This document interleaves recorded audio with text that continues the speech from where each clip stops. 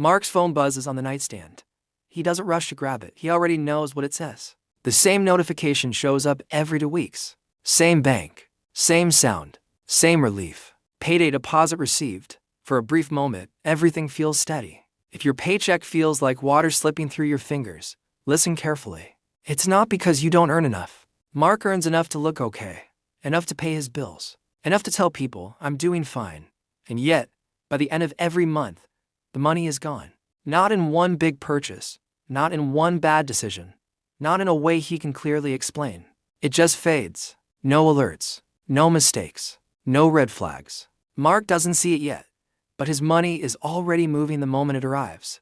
Quietly. Automatically, according to rules he never set. There is a system draining his paycheck slowly, consistently, month after month. And almost no one is warned before it starts. Mark is 30 years old. He works as an operations coordinator at a mid-sized company just outside the city. He drives to work every morning, coffee in the cup holder, radio low. Thinking about emails he hasn't answered yet. His paycheck is decent. Not amazing. Not terrible. The kind people assume means you've got life under control. Every payday, Mark tells himself the same thing. I'm going to be smarter this time. The deposit hits early Friday morning. Mark checks his banking app before he even gets out of bed. There it is. The number he's been waiting for all week. He exhales. Then he starts doing what he believes responsible adults are supposed to do. Rent gets paid first. Then electricity, water, internet, phone bill. A few subscriptions slide through quietly. Streaming services, music apps, things he signed up for months, sometimes years ago. Each charge is small. Small enough to ignore. Small enough to feel harmless. By the time Mark leaves for work, the balance is already lower, but everything feels fine. On the drive-in, he stops for coffee instead of making it at home. It's only a few dollars. He tells himself he deserves it. At lunch, he orders food instead of bringing it from home. He meant to meal prep this week. He always does. After work, he's tired. He opens an app and requests a ride instead of dealing with traffic or parking. It feels easier. It feels earned. That night, a familiar show starts playing on his TV. Then another episode. Then another. Mark doesn't remember choosing all these monthly payments. He doesn't remember deciding to keep them. They've just always been there. The weeks move quietly. Nothing breaks. Nothing goes wrong. And that's why Mark never panics. By the third week of the month, he starts checking his balance at night. Not because he's worried, at least not yet. Just to stay aware. By the fourth week, he checks out of habit. The number looks thinner than it should. He runs the math in his head. The bills make sense. The expenses seem normal. Still, something doesn't add up. Mark isn't careless. He's not reckless. He doesn't blow money on obvious mistakes. He's responsible. And that's why this story hurts. Because Mark is doing exactly what he was taught. By the next month, Mark decides he needs to get serious. Not in a dramatic way. No extreme rules. No big announcements. Just quiet control. Late one night, after the apartment has gone silent, Mark sits on the edge of his bed and opens a budgeting app he downloaded a long time ago. The app asks him questions. Categories. Limits. Percentages. He takes his time. Rent goes in first. Utilities next. Phone bill. Internet. Food. Seeing everything listed out feels reassuring. Like turning on a light in a room that's been dim for too long. Mark tells himself this is what adults do. They plan. They stay ahead. This time, he's going to do it properly. He makes one rule for himself. Spend what you need to spend. Save what's left. Simple. Reasonable. Responsible. The paycheck arrives right on schedule. Mark watches the deposit hit his account and doesn't feel excited. He feels focused. The bills leave quickly. Rent disappears in one clean motion. Utilities follow. He tells himself this is fine. This is expected. For the first week, Mark feels good. He checks his balance in the mornings, not out of fear, but out of awareness. He skips coffee on the way to work, brings lunch from home twice in a row. Each small decision feels like proof that this time will be different. But days don't slow down just because you're trying harder. Work runs late. Traffic gets worse. Mark orders food instead of cooking because he's exhausted. He tells himself he's earned it. A few days later, a subscription renews. He sees the charge and frowns for a second. Then he moves on. It's not a big number. It never is. By the middle of the month, Mark notices himself opening his banking app without thinking, while waiting in line, before going to sleep. First thing in the morning, the balance looks thinner. Not alarming, just lighter than it should be. He sits down one evening and scrolls through every transaction slowly. Not angry, not panicked, confused. Everything makes sense. Every charge is his. Every payment feels justified. And that's what unsettles him. There's no single moment to point to. No obvious mistake. No reckless decision he can promise not to repeat. Mark feels a quiet embarrassment he doesn't have words for. The kind you'd keep to yourself. The kind that sounds like a personal flaw. Other people manage this. Why can't I? He doesn't tell anyone. There's nothing dramatic to explain. No crisis. Just a growing sense that effort isn't changing the outcome. As the month ends, the balance settles into a familiar place. Lower than expected. Again, Mark promises himself next month will be better. He'll be stricter. More careful. Less forgiving with himself. But the paycheck disappears the same way it always does. And somewhere in the quiet, an uncomfortable thought begins to form. What if the problem isn't discipline, but the system he's inside? There's a sentence Mark has never said out loud. Not to friends, not to family, not even to himself. Because once that sentence exists, it changes how everything looks. So let's slow down and say it carefully. Mark's salary isn't disappearing fast. Pause. It was never fully his to begin with. Before Mark wakes up on payday, before he unlocks his phone, before he even feels that brief sense of relief, parts of his paycheck already have destinations. Not because he made a decision that morning, but because decisions were made quietly over time. Rent is already waiting. Utilities are already scheduled. Subscriptions are already lined up. The money doesn't pause to ask what Mark wants to do with it. It moves on schedule. This is what makes the trap so difficult to see.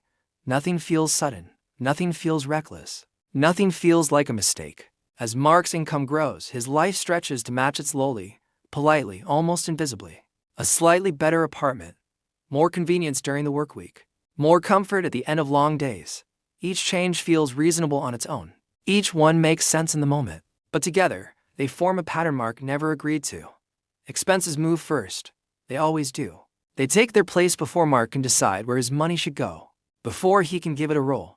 Before he can protect any of it. Saving is pushed to the end of the month, where it waits quietly, waiting to see what survives after life finishes taking its share. Most months, there isn't much left. Mark doesn't feel like he's overspending. He doesn't feel careless. He doesn't feel irresponsible. He feels like he's doing what's required to keep up with his own life. And that's what keeps people stuck. Because most people don't spend money. Money escapes. It slips away through routines, habits, and systems that feel normal. It leaves in pieces small enough not to trigger alarm. It disappears while you're busy being responsible. And by the time you stop to ask where it went, the answer is never one big decision, it's the quiet system that was already moving before you noticed. Think of Mark's paycheck as a bucket. Every payday, the bucket is filled again. Sometimes it's filled just enough to feel relief. Sometimes it's filled a little more than last month, and that feels like progress. When Mark gets a raise, the bucket gets bigger. It looks stronger, deeper, more capable. From the outside, it feels like the problem has been solved. But now, slow down and look at the bucket more closely. At the bottom, there aren't cracks you can spot from across the room. There's no damage that makes you panic. No moment where the bucket tips over. There are just holes. Small ones. The kind you don't notice when the water level is high. Each hole represents something familiar. Something normal. Something Mark barely questions anymore. One hole is rent. It's always there, always draining, always expected. Another is utilities, electricity, water, internet, quiet, steady streams flowing out month after month. Another hole is insurance. Another is transportation. Another is subscription services that promise convenience, entertainment, or productivity, and then stayed long after Mark stopped thinking about them. Then there are the holes that don't feel like obligations at all. Coffee on the way to work because the morning started late. Lunch ordered because the afternoon ran long. A ride home because traffic was exhausting. Each one feels small. Each one feels earned. Each one feels like it barely matters. And that's why Mark doesn't feel the bucket emptying. The water doesn't rush out. It drips. A steady drip is easy to ignore. When the bucket is full, the dripping feels harmless. The level still looks fine. There's no urgency to fix anything. But the leaks don't pause. They continue while Mark is at work. They continue while he's sleeping.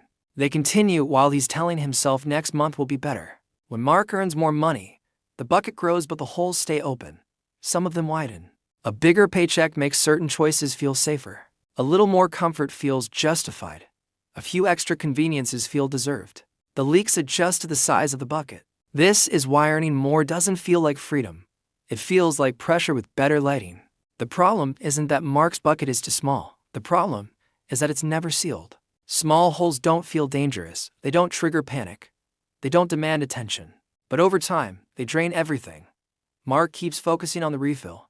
He waits for payday. He believes the answer is more water. What he doesn't see is that the bucket has never been allowed to stay full. It empties quietly, patiently, without ever asking permission. And here's the part that makes it worse. A few months later, something finally changes for Mark. It's the kind of change people wait for. The kind that's supposed to fix things. A raise. It doesn't come with applause or a speech. It shows up quietly in his account one Friday morning. A slightly higher number. Easy to miss if you weren't looking for it. Mark notices. He stares at the screen for a moment longer than usual. Not because it's a lot, but because it feels like confirmation. This is the reward for doing everything right. He doesn't tell many people. He doesn't feel the need to celebrate. He just feels lighter. And that's when life starts adjusting around him. The phone he's been using suddenly feels older than it did the week before. The battery dies faster. The screen lags just enough to be annoying. So when it's time to replace it, Mark doesn't hesitate. He doesn't buy the most expensive model, just the better one. At the grocery store, his habits shift without discussion. He stops scanning prices as carefully. He reaches for food that feels easier, healthier, better packaged. He tells himself it's a good decision. And it is. On long workdays, the argument in his head gets quieter. Cooking feels optional now. Ordering in feels reasonable. When he's tired, comfort wins faster than it used to. Nothing about this feels reckless. Nothing feels like a warning sign. There's no single purchase he would point to and say, that was a mistake. But something subtle changes in the background. The new paycheck comes in, the bills go out, and the space Mark expected to feel never really shows up. The balance isn't worse. It's just familiar. He earns more. But the pressure feels the same. Mark notices it in small moments. When he checks his account and feels neutral instead of relieved. When payday doesn't feel as exciting as he imagined. When saving still feels like something he'll do later. The truth is, his lifestyle didn't wait for permission. It didn't ask him if this was the right time. It expanded quietly. One upgrade, one convenience, one comfort. Each change felt justified. Each one felt earned. And while Mark was adjusting to a slightly easier life, his income barely noticed. This is the part no one warns you about. Your lifestyle grows quietly. Your income doesn't notice. And this isn't a problem only careless people face. It's not limited to people who ignore their money. It happens to planners, to budgeters, to people who think they're being careful. Because lifestyle creep doesn't feel like losing control. It feels like progress. And by the time Mark realizes nothing feels easier, he's already built a life that needs the extra money just to stay where it is. Imagine Mike standing at the bottom of a long staircase. Every step in front of him represents his income, a raise he worked for, a bonus he earned, a little more money than last year. He starts climbing, one step, then another. Each step takes effort, time, energy. Mike can feel his legs working. He can feel himself moving upward. From the outside, it looks like progress. But here's what Mike doesn't see at first. Those stairs are sitting on an escalator, and that escalator is moving down. The escalator is his expenses. Rent that inches up year after year. Bills that adjust quietly. Comfort that becomes normal. Convenience that stops feeling optional. So Mike keeps climbing. He takes a step forward, the escalator carries him back just enough to cancel it out. He works harder, learns more, pushes for better pay. Another step, but the view never changes. From where Mike stands, it feels like he's doing everything right. He's moving constantly. He's putting in effort. Yet the distance between where he started and where he wants to be stays the same. This is why standing still feels impossible. If Mike pauses even briefly, he doesn't stay where he is. The escalator keeps moving. He slides backward. That's why rest feels risky. That's why skipping a month of effort feels dangerous. That's why stability always feels temporary. Mike isn't exhausted because he's failing. He's exhausted because the system requires constant motion just to maintain position. Walking upstairs that move against you feels brutal. Every step costs energy. Every pause costs progress. And the most difficult part is what this does to the mind. From inside the escalator trap, it feels personal. Like Mike isn't climbing fast enough. Like he should be doing more. He blames himself for feeling stuck, for feeling tired, for feeling behind. But the truth is, He's not standing still. He's walking up, while being pulled down. And that's why the effort never seems to end. But this still doesn't explain why it feels so exhausting. By this point, something subtle has taken over Mike's life. He doesn't feel broke. He feels worn down. Not the kind of exhaustion that comes from missing rent or dodging phone calls. That kind of stress is loud. It demands attention. This is different. Mike is always almost okay. The lights stay on. The rent clears. The car goes through. There's no emergency forcing a decision. No crisis pushing him to change. And that's what makes it dangerous. Month after month, Mike lives in the narrow space between comfort and fear. A space where nothing collapses but nothing grows. He checks his account not because he's scared, but because he's unsure. He runs the numbers in his head at night, not because something is wrong, but because something never feels settled. Vacations feel irresponsible. Big plans feel premature. Long-term goals feel abstract. Mike can handle today. It's tomorrow that feels unstable. This is where anxiety becomes quiet. It doesn't shout. It hums in the background, a constant low noise that never turns off. He goes to work. He does what's expected. He keeps up appearances, but deep down, there's a growing fatigue that has nothing to do with hours worked. It's the fatigue of effort without momentum, of moving, but never arriving. And then the thought hits him softly, but clearly. Being broke is loud. Being stuck is quiet. When you're broke, life forces action. You have to change something. But when you're stuck, time passes unnoticed. Years slide by. Raises come and go.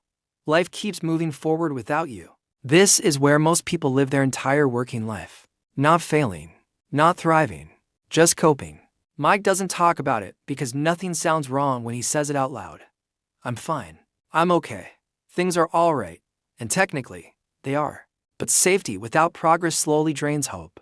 And hope is what keeps effort meaningful. Here's the truth that quietly runs most adult lives. The real problem isn't spending. It's that your money has no job. When Mike's paycheck hits his account, it arrives like a fresh start. For a moment, there's relief. A sense of control. A feeling that this month might finally be different. But then nothing happens. The money just sits there. No instructions. No priorities. No boundaries. And money that waits doesn't stay untouched for long. Life moves faster than intention. Rent doesn't hesitate. Insurance renews on schedule. Phone bills adjust upward without asking. Subscriptions quietly charge while Mike sleeps. Each expense makes sense on its own. Each one feels reasonable. Each one feels small enough not to matter. And that's exactly why they work. Mike isn't choosing to spend his money. He's allowing it to be taken. Not aggressively. Not unfairly. Just automatically. By the time Mike looks at his balance, decisions have already been made for him. Saving becomes a reaction. What's left? What can I squeeze? What can I delay? But leftover money is fragile money. It only exists if life goes perfectly. And life never does. This is why discipline feels like punishment. Mike isn't directing his money forward. He's defending it from behind. Trying to block exits instead of giving money a destination. The salary waits. Life attacks it. From every direction. Bills come first because they're loud. Convenience comes next because it's easy. Comfort fills the gaps because it feels earned. And none of this requires a bad decision. Just silence. Money without a job doesn't create security. It doesn't build momentum. It doesn't give Mike breathing room. It just reacts. This is why raises disappear. Why bonuses evaporate. Why extra income never changes the feeling underneath. Because more money without a job just gives life more room to move. Mike keeps thinking the issue is control. But control comes too late. By the time he notices, the money is already gone. Not wasted. Not blown. Claimed. That's the uncomfortable realization. Money doesn't disappear because you're careless. It disappears because it was never told what to do. And once Mike sees this, a deeper question forms. Not about spending. Not about budgeting. But about direction. Because if money isn't meant to wait, if it isn't meant to be defended, then it raises the question that changes everything. So what should money be doing instead? Let's slow this down and make it simple. Picture Mike running a small business, not a startup, not a corporation, just a modest operation that needs to survive month after month. Every payday, a group of workers walks through the front door. Those workers are his dollars. They arrive on time. They're ready to help. They don't complain. But here's the catch. Mike never tells them what to do. So they stand there. At first, it doesn't feel like a problem. They chat. They wander. They kill time. Then other people show up. Bills walk in and start giving orders.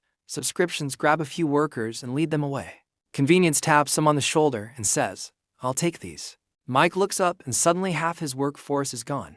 He didn't fire them. He didn't waste them. They just follow the first voice that spoke. Idle workers don't protect a business. They don't build anything.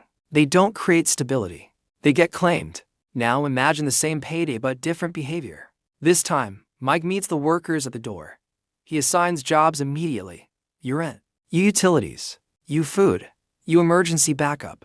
A few workers get long-term roles. They don't move. They don't wander. They don't answer to anyone else. By the time life shows up, the money is already busy, and busy workers are hard to steal. This is where everything flips. Mike doesn't feel restricted. He feels organized. Spending doesn't feel guilty. It feels intentional. He's not asking, "Can I afford this?" He already knows because every worker is accounted for. This is the mistake almost everyone makes. They let money arrive and wait. They tell themselves they'll be careful. They'll watch it. They'll save what's left. But money that waits never stays neutral. Life is louder than intention. Life speaks first. And once money is taken, it never argues. This is why the order matters. Not spending first. Not reacting first. Assign first. Then spend. Not the other way around. Unassigned money doesn't create freedom. It creates vulnerability. And here's the part nobody explains: when money has jobs, you don't need constant discipline.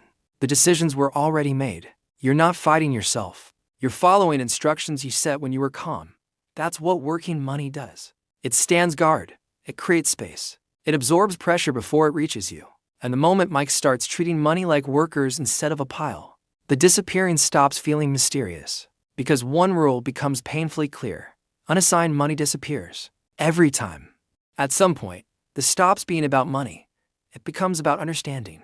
Because when Mike looks back, he realizes something important. His parents weren't careless. They weren't irresponsible. They weren't trying to set him up to fail. They meant well. They taught him to work hard, to be responsible, to pay his bills on time, to avoid debt, to save when he could. They passed down what they were taught. And that's the quiet problem. No one ever explained the system. School taught Mike how to memorize facts, how to show up on time, how to follow instructions. It never taught him how money behaves once it enters his life. It never explained why earning more doesn't feel safer. It never warned him that waiting is the most dangerous thing money can do. So Mike did what most people do. He blamed himself. When money disappeared, he assumed he lacked discipline. When savings vanished, he assumed he wasn't trying hard enough. When stress followed every raise, he assumed something was wrong with him. But nothing was wrong with him. He was playing a game without knowing the rules. No one ever said, money moves faster than intention. No one ever explained that life always speaks first unless you do. No one ever told him that money without direction is fragile by default. This isn't a failure story. It's an information gap, a quiet one, passed down through generations. Parents who survived did their best to teach survival, not strategy, not structure, not systems. And that's why so many people feel the same silent pressure. Different jobs, different incomes, same anxiety, because they were never taught how to move first. So here's the truth that deserves to be said out loud. You weren't bad with money. You were uninformed. You weren't careless. You weren't lazy. You weren't broken. You were navigating a system no one took the time to explain simply. And once you see it, really see it, you can't unsee it. The disappearing salary, the quiet stress, the constant almost okay. It finally makes sense. And understanding doesn't just bring clarity. It brings relief. Because if the problem was never you, then the solution doesn't require becoming someone else. It only requires learning the rule you were never taught. Before you click away, pause for a moment, not to judge yourself, not to promise change, just to reflect. Does your salary feel like it disappears too? You get paid. There's a brief sense of relief. For a few hours, maybe a day, you feel okay. And then time moves. Nothing dramatic happens. No reckless spending. No big mistake. Yet somehow, the money thins out faster than expected. When did you first notice that? Not the first time you struggled, but the first time you realized that earning more didn't make you feel safer. Was it after your first full-time job? After your first raise that changed nothing? After you realized the stress didn't leave, it just became quieter? Most people remember the pressure. Very few remember the beginning. Because it never announced itself. It crept in slowly, month by month, paycheck by paycheck. And here's a question worth sitting with. Should schools teach this earlier? Before adulthood turns confusion into shame? Before people spend years thinking they're bad with money? Before almost okay becomes a permanent state? We were taught how to work, how to follow rules, how to meet expectations, but not how money behaves once it enters your life. That gap costs people years. It costs peace of mind. It costs confidence. And that's why this story feels familiar. Different names, different incomes, same experience. So if any part of Micah's story felt close to home, if you recognized yourself in the quiet stress, the disappearing salary, the constant almost okay, you're not alone, and you're not behind. You were just never shown the system clearly. If this helped you see your money differently, take a second to support the channel. Like this video so it reaches people who need it, but don't know how to ask for it. Subscribe if you want more stories that explain money simply without judgment or noise. And turn on notifications because the next video matters. In the next one, I'll show what actually keeps money from leaking. Not motivation, not hustle, not complicated strategies. Structure. The kind that works even when life gets busy, even when discipline fades, even when things don't go perfectly. Once you see it, you won't be able to unsee it. And that's where real change begins.